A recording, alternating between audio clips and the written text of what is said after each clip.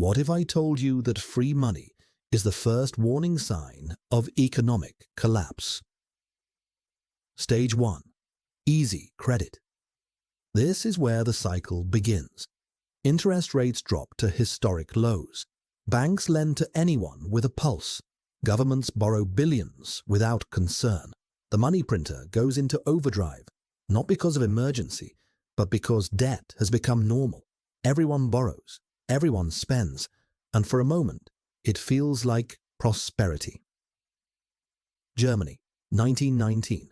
Crushed by World War I reparations owing 132 billion gold marks, roughly 442 billion in today's dollars, the Weimar government faced an impossible choice: default or print. They chose to print. At first it seemed brilliant. The economy stirred back to life. Jobs returned. People spent freely. But they weren't creating wealth. They were creating an illusion built on paper.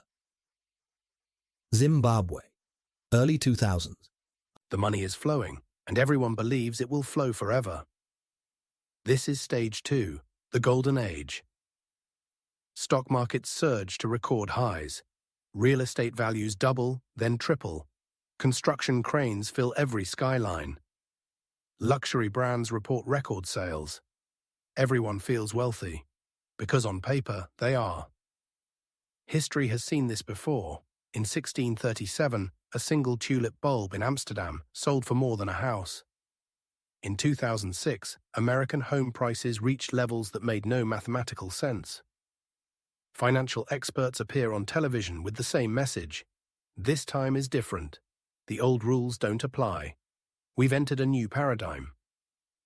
But beneath the golden surface, invisible cracks are forming, the foundation is weakening, and no one wants to look down.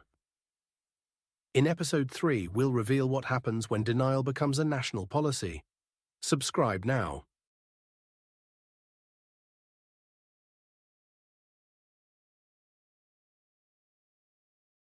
The first cracks appear, but no one wants to see them.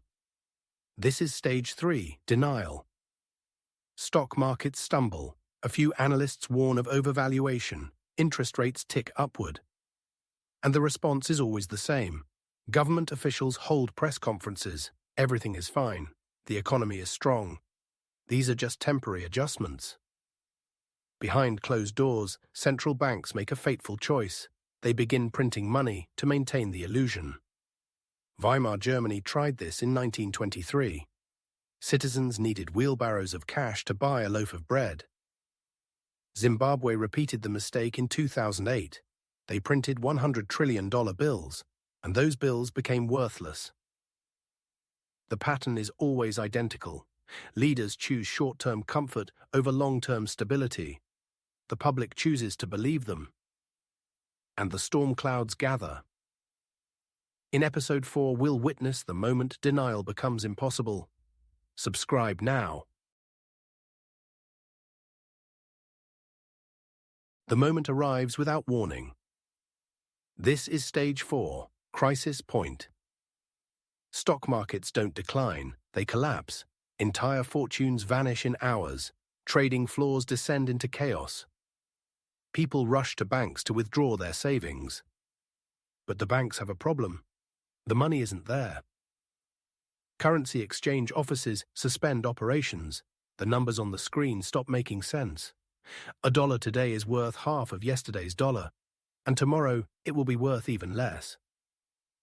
In Weimar Germany, the collapse happened so fast that children played with stacks of billion-mark notes.